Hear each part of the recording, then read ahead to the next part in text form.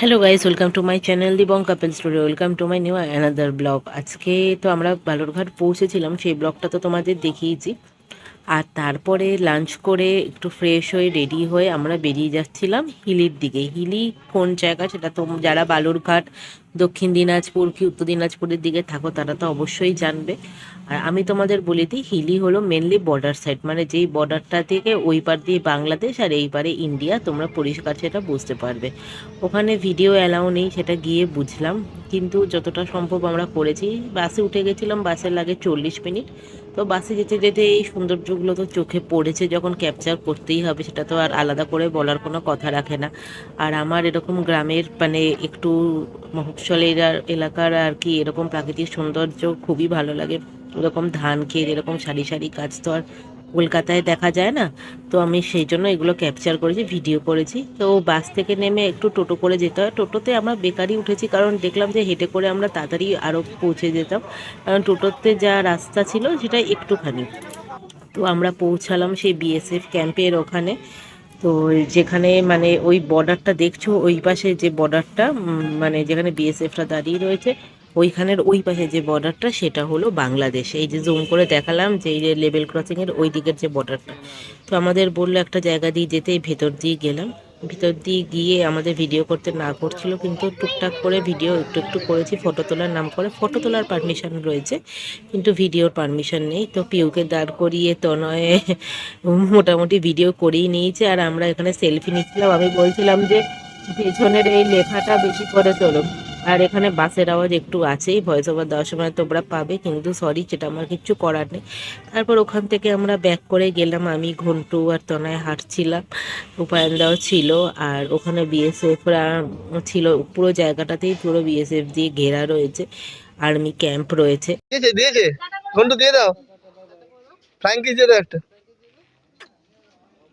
ও ভয় পেয়েছে তারপরে ওই জায়গাটা থেকে যেখানে টোটো করে এসেছিলাম, কি টোটো করে আর ব্যাক করিনি, তো আমরা হেঁটে হেঁটেই মোটামুটি এই তো এই জায়গাটা দিয়ে এসেছিলাম। তো আমরা হেঁটে হেঁটেই বাসের দিকে যাচ্ছিলাম। আর ওই দেখছো ওখানে বাস স্ট্যান্ড, বাসগুলো দাঁড়ানো রয়েছে। এই দিকে হলো তোমার সরকারি বাস স্ট্যান্ড রয়েছে, আর সোজা গেলে তোমার ওই প্রাইভেট বাস স্ট্যান্ডগুলো রয়েছে।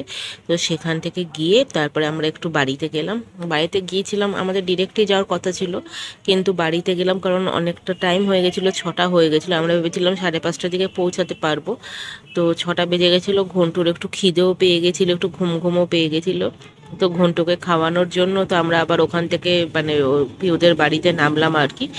যেরকম বাসে গেছিলাম বাড়ির সামনে থেকে, সেরকম বাড়ির সামনেই বাসে নামালো। তো ঘন্টু খেলাধুলা করছিল, তো ঘন্টুকে একটু ভুলিয়ে ভালিয়ে তারপরে আমরা 4জন বেরিয়েছিলাম। আমরা গেছিলাম একটু যেখানে market area, bus stand area, সেই দিকে। কিন্তু আজকে রবিবার বলে মোটামুটি সব দোকানপাটই বন্ধ ছিল, অনেক কিছুই বন্ধ ছিল, কিন্তু সেলের মার্কেট বলে কিছু কিছু খোলা ছিল। যেহেতু নববর্ষের আগের এটা শেষ রবিবার, তো কিছু কিছু দোকান খোলা ছিল আর কিছু কিছু বন্ধই ছিল। পিউর একটা ফোন সারানো ছিল, যেটার দোকান বন্ধ ছিল। তো আমরা একটু উপায়নদা বললো যে ক্যাফেতে যাবে, তো আমরা ওই ক্যাফেতে একটু গিয়েছিলাম। ক্যাফেটা খুব সুন্দর সুন্দর করে সাজানো, ভেতরে গেলে তোমরা বুঝতে পারবে। মানে কলকাতায় যেরকম সুন্দর করে তোমার ইন্টেরিয়ার করা থাকে, এই ক্যাফেটাতেও ঠিক সেরকমই। একটু আমরা অবাক হইনি, কারণ মানে খুব পরিষ্কার পরিচ্ছন্ন, আর খাবারও খুব ভালো। একটু ঝাল আমার জন্য সেটা মানে মানে কি বলবো ঠিক না, কিন্তু যাই হোক খাবারটার টেস্ট খুব ভালো। এখানে তনে একটু কায়দা করে ভিডিওটা শ্যুট করেছে। আর এই পেছনের ব্যাকড্রপটা খুব ভালো লাগছিলো, একটা বাঙালিয়ানা ব্যাপার ছিল, যেহেতু রেস্টুরেন্টের নামটাও হেসেল। তো একটু বাঙালিয়ানা ব্যাপার ছিল, সব কিছু ছিল। তো তনয়কে বলেছিলাম একটু ভালোভাবে মানে ভিডিওটা করতে, কারণ এই জায়গা তো আর বারবার আসবো না, তো যখন এসছি একটু ভালোভাবে সেই জন্য একটু ক্যাপচার করতে বলেছিলাম। তো আমরা অর্ডার দিয়েছিলাম হলো 3টে কোল্ড কফি, 2টো কোল্ড কফি, একটা কোল্ড কফি উইথ আইসক্রিম। আর তনয় কিছু খাবে না বলছিল, আর একটা চিকেন 65 অর্ডার দিয়েছিলাম। তো যাই হোক কোল্ড কফিটা চলে এসেছিলো, আর পিওর মানে ওরিও শেক ছিল, কিন্তু সেটা পরে কোল্ড কফিতে ট্রান্সফার করেছি অর্ডারটা, কারণ ওদের কাছে ওরিও শেক ছিল না। তো যাই হোক এই খাওয়া দাওয়ার পর্বগুলো একদমই শেষ করলাম। আর চিকেন 65 যেটা ছিল সেটার টেস্টটাও খুব ভালো ছিল, ওই যেটা বললাম একটু ঝাল ছিল অল্প, কিন্তু বাদ বাকি যেটা হলো সেটা হলো মানে ভালোই ছিল রান্নাটা। তো তনয় খাইনি, তনয় আমার থেকেই একটুখানি টেস্ট করেছে। আর তারপরে তনয় একটু আমাদের ব্লগ দেখছিল, ম্যাচ দেখছিল, সব মিলিয়ে দেখছিল। তখন আমি আর পিউ তারপরে ঠিক করলাম যে আমরা একটু বিশাল মেগামার্টের দিকে যাব, আর পিউ আর একটু দোকান ঘুরবে যদি ওর ফোনের দোকানটা খোলা পায়, তো সেই দোকানের দিকে যাবে। তো সেই দিকেই পিউ আর আমি যাচ্ছিলাম, আর তনয় রূপায়ণদা বাড়ি চলে গিয়েছিল। তো টোটো ধরে আমরা ঘুরলাম, ওটাও পিউ দোকান কোনো খোলা পাইনি। তা আমরা তারপরে পৌঁছে গেছিলাম বিশাল মেগামার্টে, যেটা হলো পিউদের বাড়ি থেকে একদমই কাছে। তো এটা খোলা ছিল, আর সেলের যেহেতু সেই জন্য অনেক কালেকশনও ছিল, প্রচুর কালেকশনও ছিল, আর এখানে দামও খুব কম। যারা যারা এখানে থাকো এই এরিয়ায়, তো তারা জানবেই। আমি প্রথমবার বিশাল মেগামার্টে এসেছি, কিন্তু আমার কালেকশন খুবই ভালো লেগেছে। খুবই সিম্পল আর রিজনেবল প্রাইসে অনেক রকম জিনিসও পাবে। তো আমি আমার জন্য তো কিছু কেনার প্ল্যান ছিল না, তো তনয়ের কোল্ড ড্রিঙ্কস নেওয়ার ছিল, পিউরা চানাচুর নেওয়ার ছিল, তো চানাচুরটা পাইনি। তো আমি এমনি একটু ঘুরে ঘাড়ে জামা কাপড় দেখছিলাম। জামা কাপড় দেখলে তো আমি আর নিজেকে কন্ট্রোল করতে পারি না, কিছু না কিছু একটা নেওয়ার মনই হয়। তো আমি কিছু সেরকম কিছু পাইনি। তারপর একটা টপ নিয়েছি, যেটা বাড়িতে এসে ট্রায়াল করার পর ছোটই হয়েছে, মানে ব্যাড লাগ আমার। তো আমি ঘন্টুর জন্য জামা কাপড় দেখছিলাম, ঘন্টুর জন্য একটা জামা পছন্দ হয়েছে, মানে 2 পিস আর কি, একটা স্কার্ট আর একটা টপ, যেটা বাড়িতে গিয়ে দেখাবো তোমাদের। যে ঘন্টু ওটা পরে খুব মজাও পেয়েছে, কিন্তু সেটার সাইজটা একটু বড় হয়ে গিয়েছিল, তো সেটা আমাকে আবার চেঞ্জ করতে আসতেই হবে। আর এইখানে আমরা বাড়ি চলে এসেছিলাম, তনয়েরা তো আমাদের আগেই চলে এসেছিলো। আর ঘন্টুকে যেই বললাম যে ঘন্টু তোমার জন্য নতুন জামা আছে, ঘন্টু আগে থেকে হাত উঠিয়ে দিয়েছিল জামা খোলার জন্য, কতক্ষণে নতুন জামাটা পরবে।